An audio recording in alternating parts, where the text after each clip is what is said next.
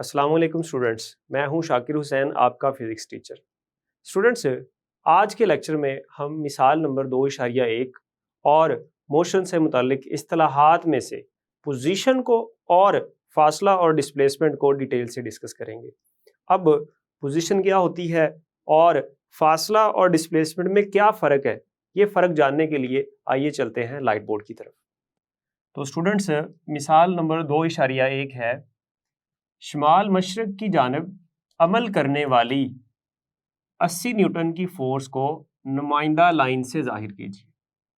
अब स्टूडेंट्स, इसमें आपने क्या काम करना है, आपने 80 न्यूटन की एक फोर्स को एक वेक्टर लाइन से जाहिर करना है। जैसे कि प्रीवियसली हमने सीखा कि एक वेक्टर को हम एक लाइन की मदद से जाहिर करते हैं और उस लाइन के एक तरफ हम तीर का निशान लगा देते हैं। तो स्टूडेंट्स, उसी से रिलेटेड ये एक मिसाल है जिसमें देखिएगा मैंने इसको 4 मराहल में लिखा हुआ है।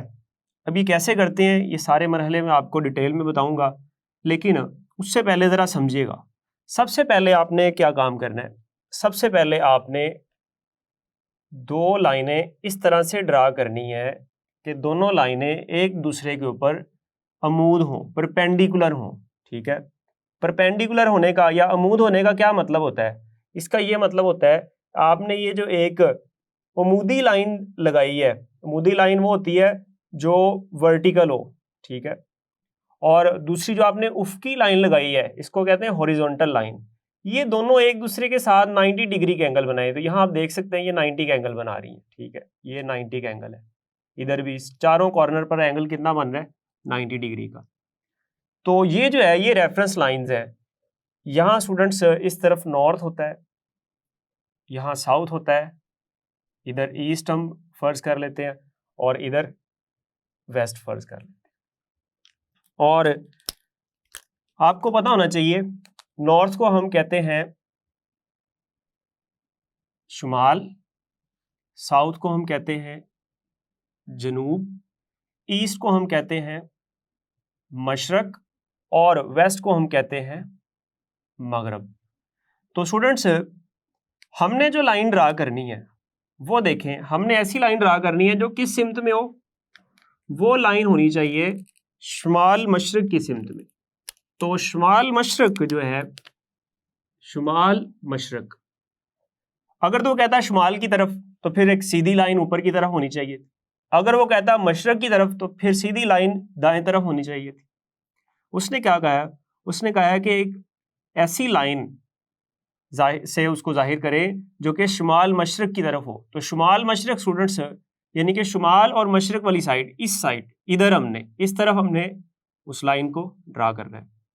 तो ये जो मैंने आपके सामने रेफरेंस लाइंस बनाई हैं, इसी तरह की आपने दो लाइनें ड्रा कर लेनी है। तो देखिएगा हम लाइंस ड्रा करते हैं। सबसे पहले शुमाल मशरक की तरफ बनाना है तो मैं स्पेसिफिकली दो लाइनें इस तरह से ड्रा करूंगा कि वो दोनों शुमाल मशरक में हो। एक तरफ मशरक है हमारे पास और दूसरी तरफ शुमाल है। अब आपने क्या काम करना है स्टूडेंट्स, आपने 80 न्यूटन की फोर्स को ड्रा करना है। तो 80 न्यूटन की फोर्स को की लाइन को जाहिर करने के लिए हमारे पास सबसे पहले एक स्केल होना चाहिए। वो स्केल क्या है, हम फर्ज कर लेते हैं कि 1 सेंटीमीटर जो है वो बराबर होगा 20 न्यूटन के। जो हम यहाँ लाइन ड्रा करेंगे उस लाइन की लंबाई जो 1 सेंटीमीटर है ना, वो जाहिर करेगी कि ये 20 न्यूटन फोर्स है। ठीक है, जैसे कि मैंने आपको बताया था कि जो वेक्टर लाइन की जो लंबाई होती है वो उसका मैग्नीट्यूड बताती है, वो उसकी मिकदार बताती है। ठीक है, और उसकी जो तीर लगा होता है एक तरफ वो बताता है उसकी सिमत को। तो 1 सेंटीमीटर कितने न्यूटन के बराबर है, 20 न्यूटन के बराबर।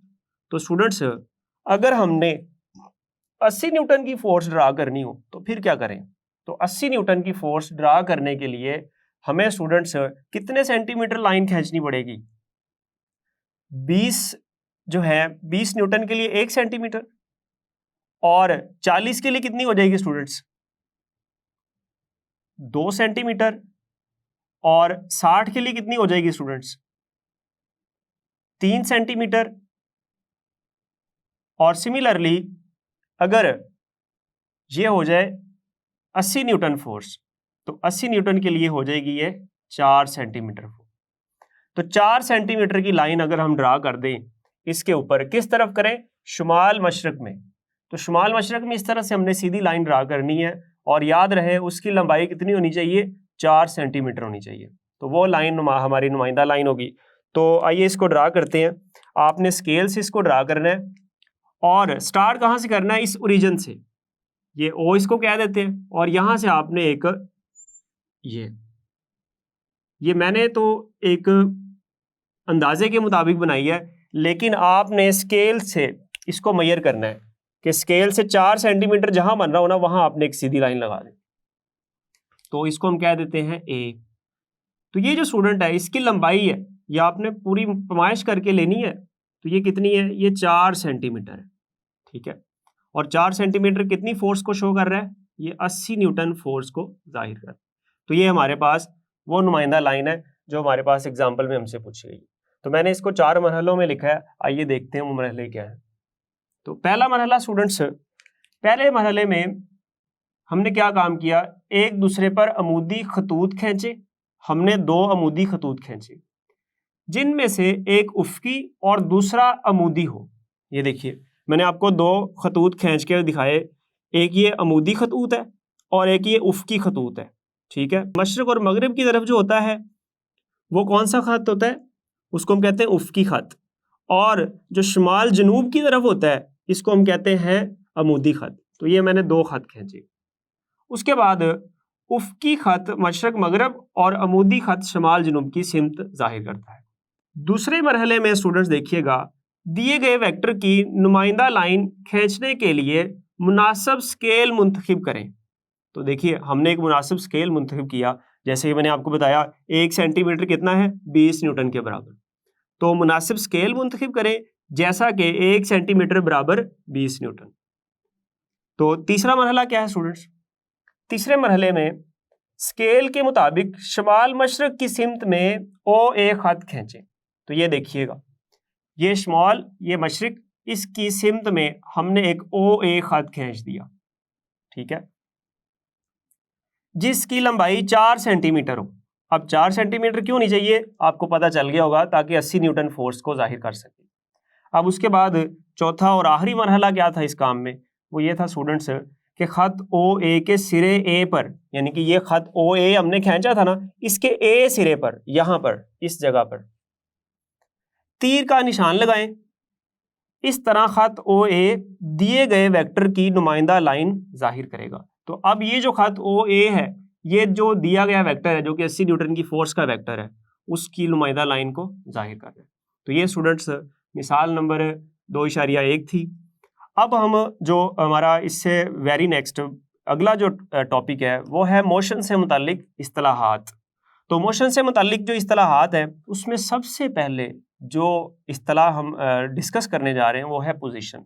तो स्टूडेंट्स पोजीशन क्या होता है, पोजीशन बताने के लिए मिसाल के तौर पर आप जिस कमरे में बैठे हैं, आपसे दाईं तरफ एक आपका दोस्त बैठा हुआ है और 2 चेयर छोड़कर एक और दोस्त बैठा हुआ है।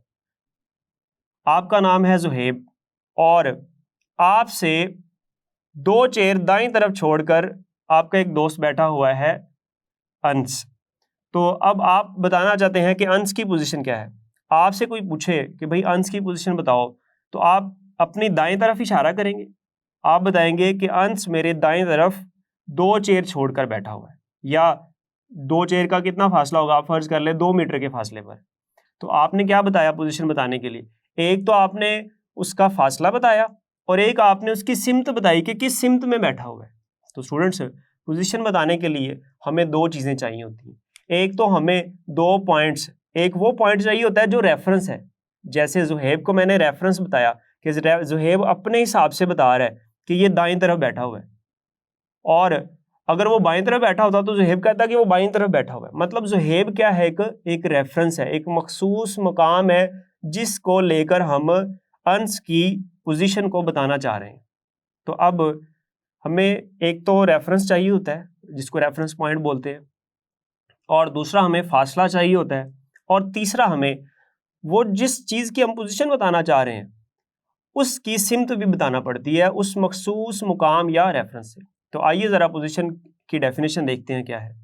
तो पोजीशन की डेफिनेशन स्टूडेंट्स मैंने ये लिखी है, किसी जगह या पॉइंट का किसी मखसूस मुकाम या रेफरेंस पॉइंट से फासला और सिमत, ठीक है, इस जगह की पोजीशन कहलाती है। तो आपको बात समझ आ गई होगी कि किसी जगह या पॉइंट का किसी मखसूस मुकाम या रेफरेंस पॉइंट से फासला और सिमत क्या कहलाता है, उसकी पोजीशन कहलाती है। जैसे आपकी बुक में एक मिसाल दी गई है, वो मिसाल देखिएगा, आपने ऐसे ही एक डायग्राम बनानी है और ये मिसाल नीचे लिखनी है। ये डायग्राम कोई मुश्किल नहीं है स्टूडेंट्स। ये गलियां हैं, आप समझ लें आपके मोहल्ले का ये एक छोटा सा मैप मैंने बनाया आपके सामने। इसमें आप फर्ज कर लेते हैं आपका जो घर है वो यहाँ पर है, दिस इज योर होम, ये आपका घर है, ठीक है। और आपका जो स्कूल है स्टूडेंट्स, आपका स्कूल है यहाँ पर, ये आपका स्कूल है एस। मैं घर को मैंने एच कह दिया और स्कूल को मैंने एस से जाहिर कर दिया। आप अपने घर से, आपका घर आपका रेफरेंस है, आप अपने घर से अपने स्कूल की पोजीशन बताना चाह रहे हैं। अगर आपसे कोई पूछे, आपके घर में एक मेहमान आया है और वो आपसे पूछे कि बताओ ज़रा बेटा आपका स्कूल किधर है, तो आप क्या करेंगे, आप उसकी सिमत बताएंगे और कहेंगे कि यहाँ से 1 किलोमीटर इस तरफ है। तो ऐसे ही स्टूडेंट्स है, अगर आपने घर से स्कूल की पोजीशन बतानी है तो आप एक तो फासला बताएंगे और फासला बताने के लिए आप एक सीधी लाइन ऐसे लगाएंगे, ठीक है। ये सीधी लाइन आपने लगा दी, ये फासला है आपके घर और स्कूल का। और चूंकि सिमत भी बतानी जरूरी होती है तो फिर सिमत बताने के लिए इसके साथ आप एक तीर का निशान लगा दें। तो ये जो एच से एस तक जो फासला है और इसकी सिमत जो है वो एच से एस की तरफ है। तो ये आपके स्कूल की पोजीशन है स्टूडेंट। तो ये मिसाल आप देंगे, इस तरह से ही आपका शॉर्ट क्वेश्चन मुकम्मल हो जाएगा। शॉर्ट क्वेश्चन क्या आता है कि पोजीशन की तारीफ करें और मिसाल दें, तो आपने ये तारीफ लिख देनी है और ये नीचे मिसाल ऐसे ही लिख देनी है। तो इसके बाद स्टूडेंट्स जो मोशन से मुतल्लिक इस्तिलाहात में दूसरी इस्तिलाह जो हमने डिस्कस करनी है वो है फासला और डिस्प्लेसमेंट में फ़र्क। ये बड़ा अहम मुख्तसर सवाल होता है। और ये सवाल क्या पूछा जाता है, ये सवाल इस तरह से पूछा जाता है स्टूडेंट्स कि फासला और डिस्प्लेसमेंट में फ़र्क बयान करें। ये बहुत इंपॉर्टेंट क्वेश्चन है। तो आइए, आपने जिस तरह से इसको पेपर में हल करना है मैंने उसी अंदाज में लिख दी है। तो याद रखिएगा स्टूडेंट्स, जब भी फ़र्क पूछे ना तो फ़र्क में हम हमेशा जब भी दो चीज़ों के दरमियान में फ़र्क लिखते हैं तो हम दरमियान में एक सीधी लाइन लगाते हैं और एक तरफ एक चीज़ और दूसरी तरफ दूसरी चीज़ इक्वल पॉइंट्स के साथ बताते चले जाते हैं। तो देखिएगा ज़रा, एक तरफ फासला मैंने लिख दिया और दूसरी तरफ मैंने लिख दिया डिस्प्लेसमेंट। अब फासला और डिस्प्लेसमेंट में क्या फ़र्क है, तो स्टूडेंट्स देखिएगा, मैंने आपके सामने ये एक टेढ़ा सा रास्ता बना दिया है। ये कोई रास्ता है स्टूडेंट्स, याद रखिएगा। इस रास्ते में कोई गाड़ी है या कोई बाइसिकल है, वो इस पॉइंट ए से मूव करती हुई, पॉइंट ए से मूव करती हुई स्टूडेंट्स वो गाड़ी जो है वो पॉइंट बी तक चली जाती है। अब पॉइंट ए से पॉइंट बी तक वो ऐसे घूम के गई है, ठीक है। तो पॉइंट ए से पॉइंट बी तक ये जो रास्ते की लंबाई है इसको हम कहते हैं डिस्टेंस, यानी कि फासला। इसको हम क्या बोलते हैं, फासला। और इसको एस से जाहिर करते हैं, ठीक है। और अगर आपने डिस्प्लेसमेंट बताना हो पॉइंट ए से पॉइंट बी का, तो फिर आप इसको कैसे जाहिर करते हैं, फिर उसके लिए स्टूडेंट्स हम एक सीधी लाइन ड्रा करते हैं ए से बी की तरफ। तो देखिएगा जरा, बिल्कुल सीधी लाइन, ये देखें ए से बी तक मैंने एक सीधी लाइन ड्रा कर दी, इसको हम डी से जाहिर करते हैं। और वेक्टर के लिए, चूंकि ये डिस्प्लेसमेंट एक वेक्टर मिकदार है, ये मैं आपको भी बताता हूँ डिटेल से, तो इसलिए मैंने ऊपर एक बार भी लगा दी है ताकि वाज़ह रहे कि ये डिस्प्लेसमेंट एक वेक्टर है। तो डिस्प्लेसमेंट और फासला में फ़र्क आप देख रहे हैं कि फासला क्या चीज़ है, ये रास्ते की जितनी टोटल लंबाई है ना, कुल लंबाई है, ये उसका फासला है। और डिस्प्लेसमेंट क्या है स्टूडेंट्स, डिस्प्लेसमेंट है ए से बी तक का शॉर्टेस्ट डिस्टेंस, कम से कम फासला। और इसकी सिमत क्या होती है, ए से बी की तरफ, पहले पॉइंट से दूसरे पॉइंट्स की तरफ। आपने देख लिया फासला और डिस्प्लेसमेंट में फ़र्क। अब मैं इसको आपके सामने पढ़ के बताता हूँ आपको।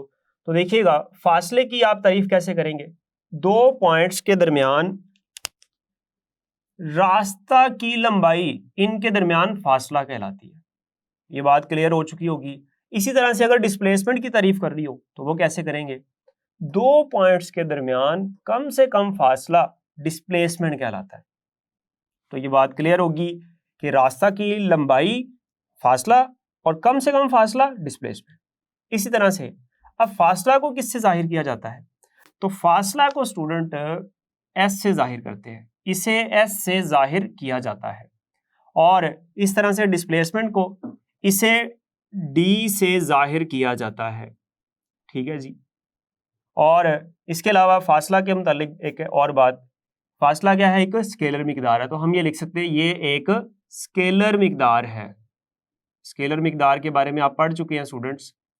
और डिस्प्लेसमेंट क्या चीज़ है, ये एक वेक्टर मिकदार है। कौन सी मिकदार है स्टूडेंट्स, वेक्टर। और इसके अलावा आप एक और पॉइंट इसमें ऐड कर सकते हैं। वो पॉइंट क्या है, मैंने लिखा है नीचे दी गई शक्ल में दो पॉइंट्स ए और बी के दरमियान रास्ता की लंबाई एस है। यानी कि ये नीचे जो मैंने शक्ल बनाई है आपने भी ऐसे ही बनानी है। इसमें दो पॉइंट्स जो ए और बी हैं, इनके दरमियान जो रास्ता की ये लंबाई है, ये जो मैंने डॉटेड लाइन से जाहिर की है, ये क्या है, इसका फासला एस है। और दूसरा पॉइंट देखिएगा डिस्प्लेसमेंट के हवाले से, तो इसमें मैंने लिखा है नीचे दी गई शक्ल में खत मुस्तकीम ए बी, ये खत मुस्तकीम एक सीधी लाइन, एक सीधा खत, ठीक है, ए बी, दो पॉइंट्स ए और बी के दरमियान डिस्प्लेसमेंट डी है। ठीक है, तो ये जो डिस्प्लेसमेंट डी है जिसकी सिमत ए से बी की तरफ है और मैंने तीर से जाहिर कर दी, तो ये डिस्प्लेसमेंट है। तो ये स्टूडेंट डिस्प्लेसमेंट है और फासला है, और ये इनके दरमियान में फ़र्क भी मैंने लिख दिया है। तो यहाँ तक रखते हैं आज का टॉपिक, अगले टॉपिक में जल्द मिलते हैं। आज के लेक्चर में हमने ये बात सीखी, हमने ये जाना कि पोजीशन क्या होती है, और फिर हमने बड़ी डिटेल से ये डिस्कस किया कि फासला और डिस्प्लेसमेंट में क्या फ़र्क है, और इससे रिलेटेड और भी बड़ी चीज़ें हमने डिस्कस की। तो स्टूडेंट्स, उम्मीद है आपको ये लेक्चर समझ आया होगा। अगले लेक्चर में जल्द मिलते हैं, तब तक के लिए अल्लाह हाफिज़।